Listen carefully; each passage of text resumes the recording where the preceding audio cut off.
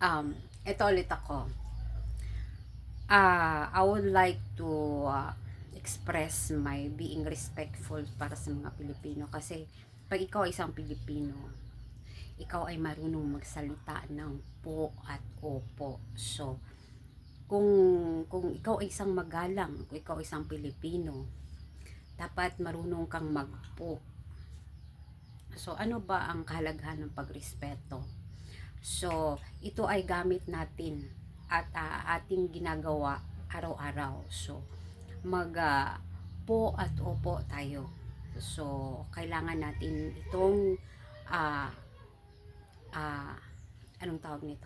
Kailangan natin itong gawin at ating isa dibdib kung ano ba talaga ang ibig sabihin ng po.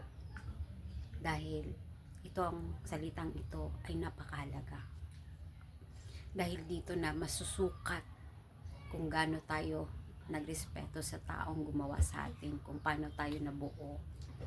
Dahil ito ay isang importansya na dapat nating bigyang pansin.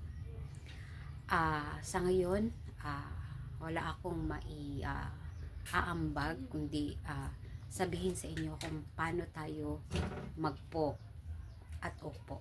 So, kung tayo ay nagtatrabaho, tayo marunong magpo at opo. So, dapat din natin gawin yung ating parte sa pagtatrabaho kasi kailangan nating malaman kung paano ito masusubaybayan ang proseso. So, kung ikaw ay nasa empleyado, kung ano man yung serbisyo na ibigay mo, marunong dapat tayo magpo at opo. Dahil po,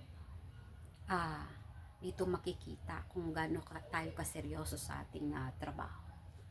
So, I would like to remind people that sometimes we have to do our part in order to maintain the peaceful of the place and to remind people that we are just created equal. So we have to respect what are the rules and regulation implemented.